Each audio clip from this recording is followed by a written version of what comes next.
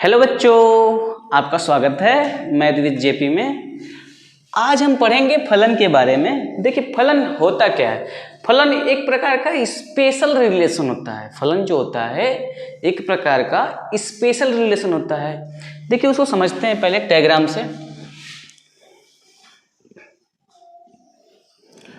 ये मान लीजिए सेट ए है, ये बी है और ये फलन है, ये एफ है जो फंक्शन है हमारा, A B C D E, इसको मान लेते हैं 1 2 3 4। ठीक है, ध्यान दीजिएगा इस बात का। फलन उसी को कहेंगे जो दो कंडीशन को फॉलो करेगा। पहली कंडीशन क्या है, देखिए सेट ए के प्रत्येक अवयव का, सेट ए के प्रत्येक एलिमेंट का एक प्रतिबिंब होना चाहिए। सेट ए के प्रत्येक अवयव का, देखिए एक का प्रतिबिंब क्या है, 2 है, बी का प्रतिबिंब क्या है, 2 है, सी का प्रतिबिंब कितना है, 3 है, डी का प्रतिबिंब कितना है, 4 है। ए का प्रतिबिंब 1 है, बी का प्रतिबिंब 2 है, सी का प्रतिबिंब कितना है, 3 और डी का प्रतिबिंब कितना है, 4। ध्यान दीजिएगा सेट ए में जितने भी एलिमेंट है ना उसके केवल एक इमेज होनी चाहिए, एक प्रतिबिंब होना चाहिए, एक प्रतिबिंब। अगर ऐसा नहीं है तो उसको फलन नहीं कहेंगे। और दूसरी कंडीशन क्या है, पहली बात ये हो गई। दूसरी बात ये है कि सेट ए में जितने भी एलिमेंट है ना उस सभी के एक इमेज होने चाहिए। जितने भी एलिमेंट है उस सभी के एक प्रतिबिंब होना चाहिए। सेट बी में अगर यहाँ पे कोई मान लीजिए ऐसा रहता, अगर इसका एलिमेंट है ई है और ये छूट जाता है, इसका कोई प्रतिबिंब नहीं है इसमें, ये छूट जाता तो ये फलन नहीं कहलाएगा। यहाँ पे कोई एलिमेंट, इस सेट ए में कोई भी एलिमेंट नहीं छूटना चाहिए। ठीक है, इसको जो है हम इसका डेफिनेशन भी लिख देते हैं। देखिए फलन जो होता है, फलन क्या है, समुच्चय ए के प्रत्येक, समुच्चय ए के प्रत्येक अवयवों के, समुच्चय ए के प्रत्येक अवयवों के एक और केवल एक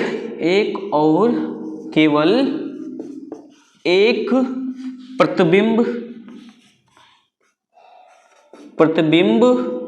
समुच्चय चाहे बी में उपस्थित हो, बी में क्या हो, उपस्थित हो, विद्यमान हो। ठीक है, तो इसे क्या कहेंगे, हम फलन कहेंगे। दैनिक समुच्चय ए के प्रत्येक अवयवों के एक और केवल एक प्रतिबिंब समुच्चय बी में क्या हो, उपस्थित हो। इस समय अगर कोई भी ना, यहाँ पे कोई भी एलिमेंट है, जैसे मान लीजिए ई है, इसका कोई संबंध नहीं है, कोई भी संबंध नहीं बना, कोई इमेज नहीं बना, इसका मतलब ये फलन नहीं होगा। इसीलिए हम कहते हैं ये एक प्रकार का स्पेशल संबंध है। ठीक है, फलन क्या है, एक प्रकार का स्पेशल संबंध है। बंद करो तो के प्रकार। अब हम पढ़ेंगे फलनों के प्रकार के बारे में। फलन जो होता है 4 प्रकार का होता है।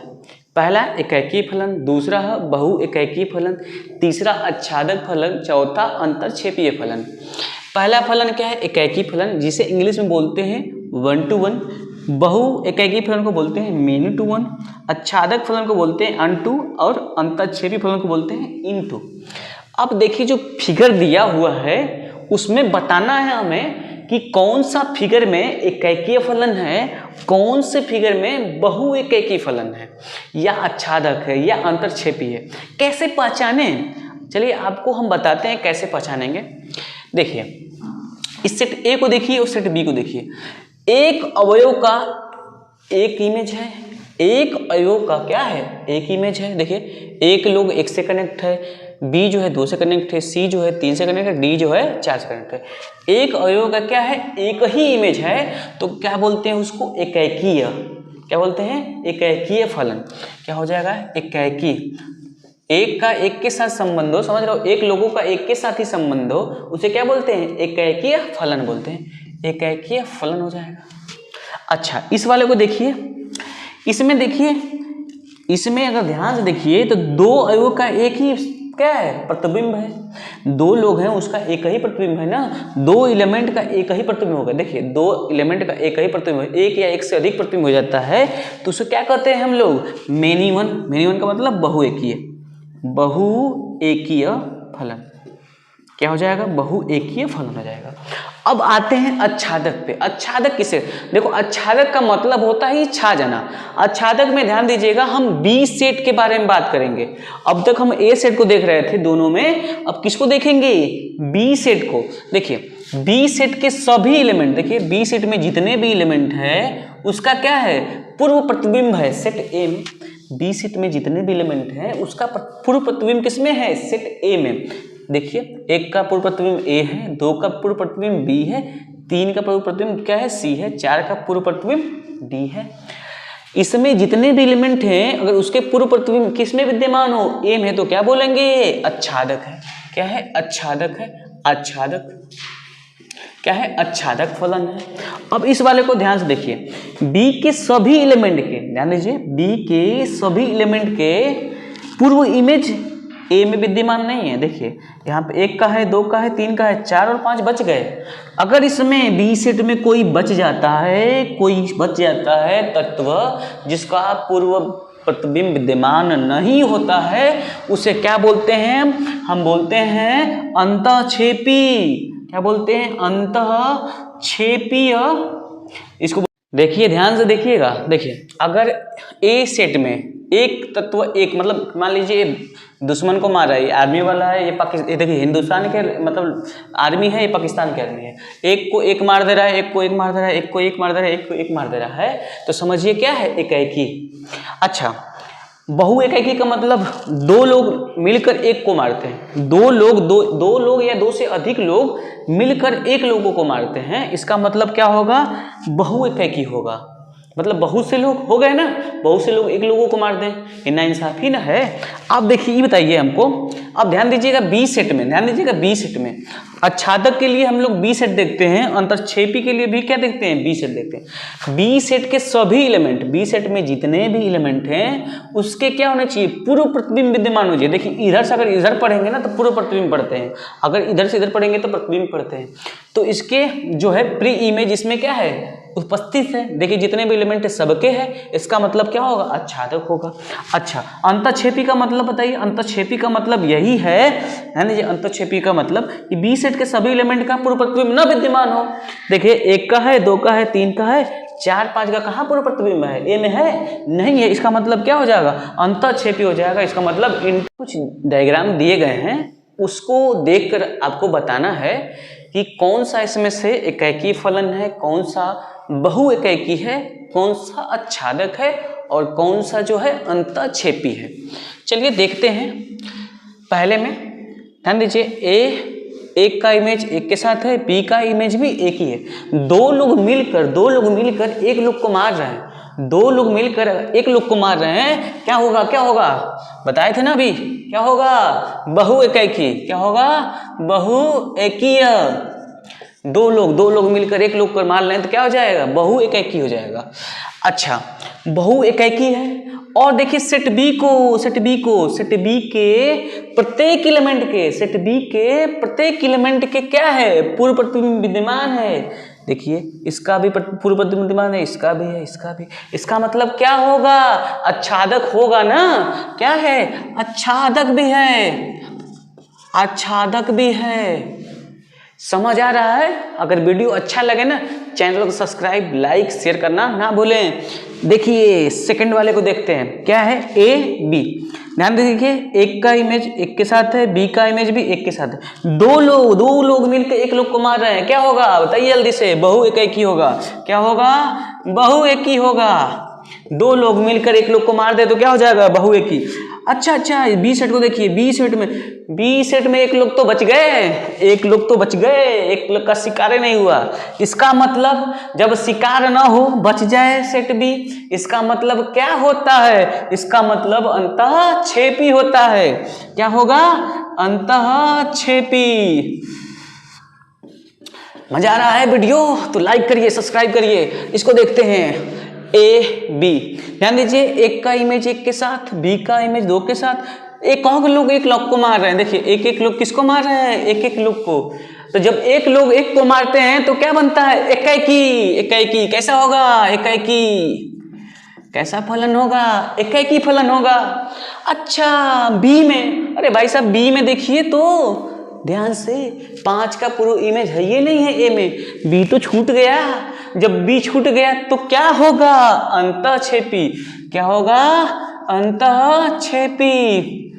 अच्छा अच्छा अच्छा, ये बात है। अच्छा चौथे को बताइए तो आप, चौथे में देखिए ए बी सी, 1 2 3। अच्छा ध्यान से देखिए, अगर ए का इमेज एक बी 3 के साथ है, बी का 2 के साथ, सी का 1 के साथ, एक लोग को मारते हैं तो क्या बनता है, एकाकी। एकाकी क्या होगा, एकाकी। अच्छा बी, अरे भाई बी तो छूटा ही नहीं, बी में कोई ऐसा एलिमेंट है जिसका पूर्व इमेज नहीं है, बी में बचा है क्या कोई, सब तो मर गए। जब कोई ना बचे सेट बी में तो क्या होगा, अच्छादक भी होगा। अच्छादक है, क्या है, अच्छादक है। हम पढ़ेंगे मैथमेटिक्स एकाकी को कैसे समझे। अभी तो हम लोग जो पढ़े हैं वो डायग्राम के अनुसार पढ़े हैं, अब हम इसको जो मैथमेटिकली कैसे पढ़ते हैं, कैसे लिखते हैं वो सीखेंगे।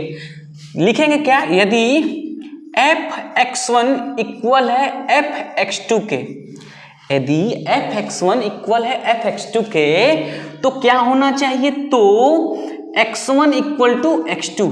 अगर x1 x2 के इक्वल हो जाता है तो क्या होगा, एकाकी होगा। अच्छा बहुएकी में देखिए, बहुएकीय में पढ़ेंगे, बहुएकी में क्या है, यदि f(x1) f(x2) के इक्वल है, यदि f(x1) f(x2) के इक्वल है तो x1 does not equal to x2, x1 जो है x2 के इक्वल नहीं होना चाहिए।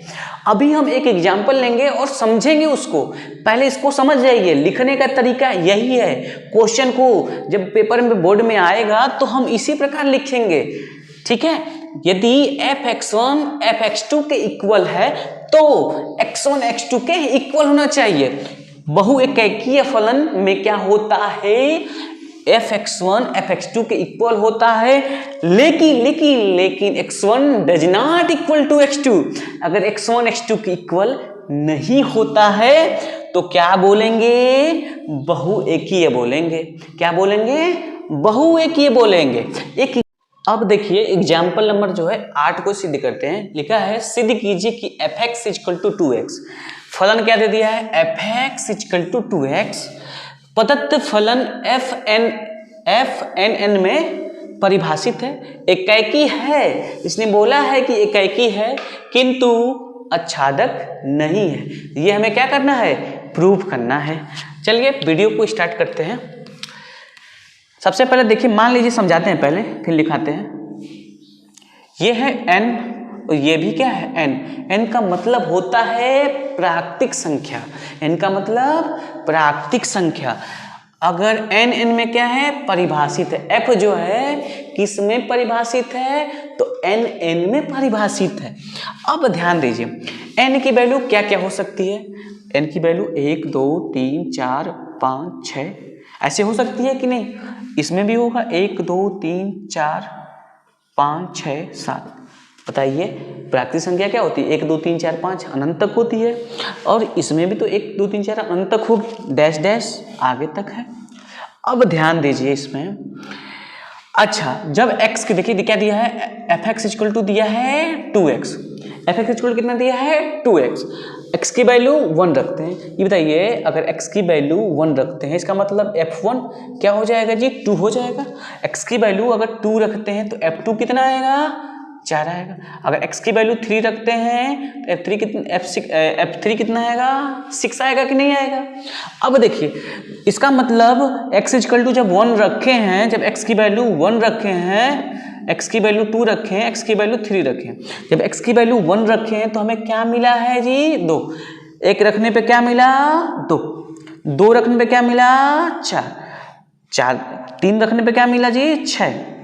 अब ध्यान दीजिए, कहीं ना कहीं इसके प्रत्येक अवयव के 4 रखेंगे 8 मिलेगा, 5 रखेंगे 10 मिलेगा, 6 रखेंगे 12 मिलेगा। कहीं ना कहीं इसके प्रत्येक अवयव के इसमें क्या है, n वाले में क्या है, पूर्व प्रतिबिंब विद्यमान है। इसका मतलब जितने भी एलिमेंट होंगे इसके, उसके पूर्व प्रतिबिंब, इसमें प्रतिबिंब जो हैं विद्यमान होंगे कि नहीं होंगे।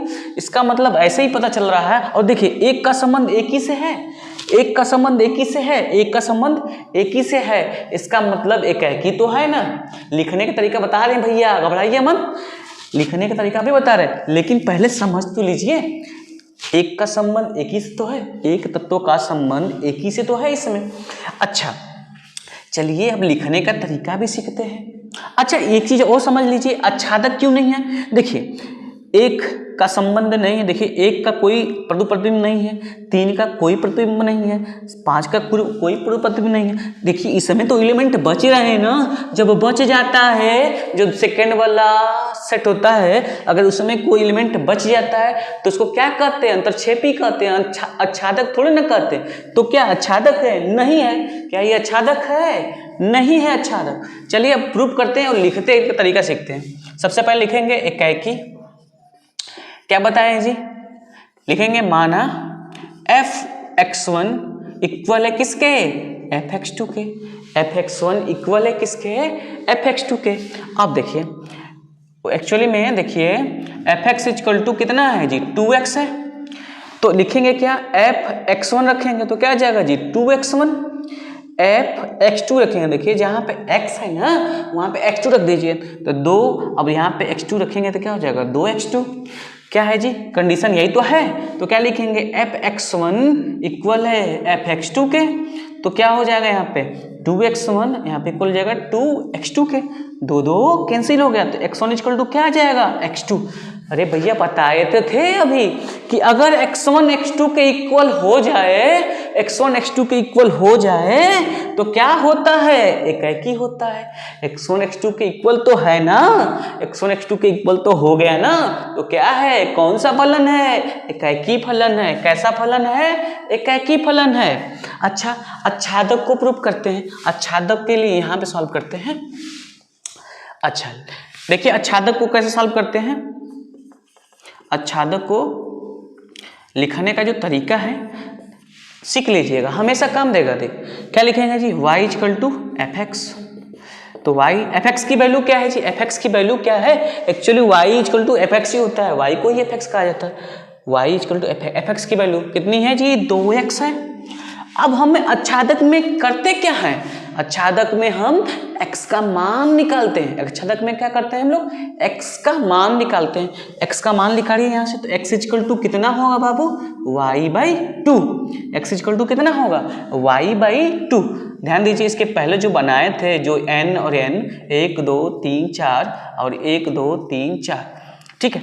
अगर y का मान 1 रखते हैं, यहाँ से देखिए ये y है ये x है, अगर y का मान 1 रखते हैं तो x का मान क्या आएगा, 1/2। ये बताइए अगर y का मान 1 रखते हैं x की वैल्यू कितनी आएगी, 1/2। ये बताइए जो ये x है इसमें 1/2 है क्या, नहीं है। इसका मतलब 1/2 का मतलब क्या है, एक वास्तविक संख्या है, लेकिन ये तो नेचुरल संख्या है ना, प्राकृतिक संख्या। प्राकृतिक में 1/2 होता है क्या, नहीं होता है। इसका मतलब क्या लिखेंगे जी, जब y इक्वल टू हम 1 रख रहे हैं तो x की वैल्यू 1/2 आ रही है, जो does not belong to natural number. क्या 1/2 जो प्राकृतिक संख्या होती है, नहीं। तो लिखेंगे कैसे, लिखेंगे y के प्रत्येक मान के लिए y के प्रत्येक मान के लिए क्या लिखेंगे, n समुच्चय, क्या n समुच्चय या सप्रांत लिख दीजिए, क्या प्रांत, ठीक है। क्या लिखेंगे, प्रांत में कोई भी, ठीक है, या ऐसे लिख देते हैं कोई भी पूर्व प्रतिबिंब, क्या कोई भी पूर्व प्रतिबिंब, इधर जाएंगे तो क्या बोलेंगे, पूर्व प्रतिबिंब, कोई भी पूर्व प्रतिबिंब विद्यमान नहीं है, उपस्थित नहीं है, विद्यमान नहीं है,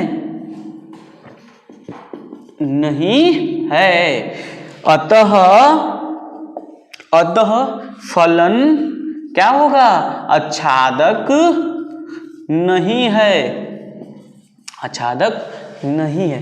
बात समझ आई, देखिए क्लियर करते हैं, देखिए एक बार समझिए फिर से। देखिए y का मान जब 1 रखते हैं तो x की वैल्यू कितनी आएगी, 1/2 आएगी। y के प्रत्येक मान के लिए जो प्रांत है, प्रांत पूर्व इमेज किसमें देखेंगे जी? पूर्व इमेज यही तो प्रांत है। देखिए इसको बोलते हैं प्रांत, इसको क्या बोलते हैं? सहप्रांत। क्या बोलते हैं इसको? सहप्रांत। सहप्रांत, ठीक है। प्रांत में कोई भी पूर्व प्रतिबिंब विद्यमान नहीं है, कोई भी पूर्व प्रतिबिंब विद्यमान नहीं है, अतः फलन क्या हो जाएगा? आच्छादक हो। अब क्वेश्चन नंबर 7 बच्चों सॉल्व करेंगे। क्या लिखा है? मान लीजिए कि कक्षा 10 के सभी 50 विद्यार्थियों का समुच्चय ए है। तो हमने यहाँ पे लिखा है ए कक्षा 10 का क्या है? समुच्चय, 50 विद्यार्थियों का समुच्चय। जो सेट ए है ना बच्चों, वो 50 विद्यार्थियों का समुच्चय। किसका? कक्षा 10 का। जो n है ना, n जो है रोल नंबर का समुच्चय है। अच्छा, ये लिखा है f सच दैट a से n। इसका मतलब बच्चों ये है कि a पहले लिखा जाएगा और n बाद में लिखा जाएगा। इसका मतलब जो फलन है ना, उसकी परिभाषा a से n में है। इसका मतलब यही है कि जो a की परिभाषा, जो फलन है, उसकी जो परिभाषा दी जाएगी वो a से n में दी जाएगी। देखिए इसको सॉल्व करते हैं, समझते हैं। मान लीजिए इसमें कोई विद्यार्थी है, कोई भी विद्यार्थी हो सकता है, 50 विद्यार्थी, ठीक है। इसमें कोई भी विद्यार्थी है, x मान लो इसको, जैसे सेट A है और ये क्या होगा? सेट n होगा। अच्छा, 1 2 3 डॉट डॉट डॉट 50 51 52 53। अब देखिए एक बच्चे का रोल नंबर एक ही तो होता है। किसी भी बच्चे क्लास में अगर 50 बच्चे हैं तो किसी 50 बच्चों में से एक बच्चे का रोल नंबर कोई एक ही होगा, ठीक है। कोई दूसरा बच्चा है उसका रोल नंबर 2 है, कोई तीसरा बच्चा है उसका रोल नंबर 3 है। तो ध्यान दीजिएगा कि ये 50 बच्चों का, 50 बच्चे हैं तो 50 का रोल नंबर क्या होगा? अलग अलग होगा। तो इसका मतलब एक का एक के साथ संबंध है, एक को मार रहा है, समझ रहे हैं? एक जो है एक को मार रहा है, एक का संबंध एक के साथ है। इसका मतलब 50 का संबंध हो गया ना विद्यार्थी का, 50 विद्यार्थियों का रोल नंबर होगा। लेकिन नेचुरल नंबर में जो होता है वो कहाँ तक होता है? अनंत तक। जो प्राकृतिक संख्या होती है वो कहाँ तक होती है? अनंत तक होती है ना।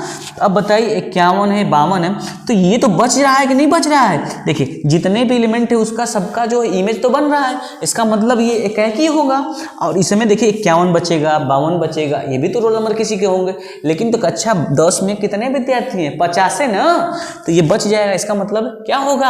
आच्छादक नहीं होगा। ये बताया था ना कि सेकंड वाला बच जाए, सेकंड वाला में रह जाए सिपाही, कोई मरा ही ना, तो क्या हो जाएगा? अंतक्षेपी ना होगा, क्या आच्छादक होगा? नहीं। अब चलिए इसको मैथमेटिक ढंग से कैसे लिखते हैं समझते हैं इसको। देखिए एकाएकी में क्या होगा? एकाएकी में शुरुआत कैसे करेंगे? लिखेंगे वही, माना f(x1) इक्वल है किसके? f(x2) के, है ना। f(x1) किसके इक्वल है? f(x2) के।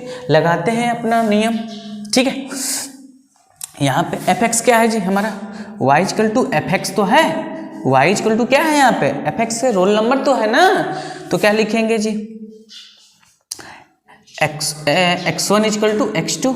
अच्छा, ये भी लिखेंगे क्या कि देखिए समुच्चय, इसको लिखते हैं समुच्चय A के प्रत्येक विद्यार्थी का एक अद्वितीय, क्या लिखेंगे जी? अद्वितीय मतलब केवल एक, यूनिक, ठीक है। एक समुच्चय A के प्रत्येक विद्यार्थी का एक अद्वितीय रोल नंबर है, एक अद्वितीय रोल नंबर है, ठीक है। इसलिए अतः फलन एक एकैकीय फलन है, एकैकीय फलन है, ठीक है। अब हम इसको लिखते हैं जी, किसको लिखेंगे? आच्छादक को, आच्छादक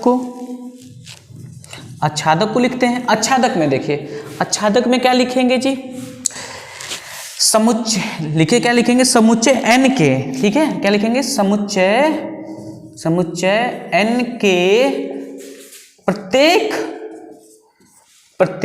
ठीक है। समुच्चय n के, ऐसे भी लिख सकते हैं, समुच्चय n के बचे हुए, ऐसे लिख सकते हैं, समुच्चय n के बचे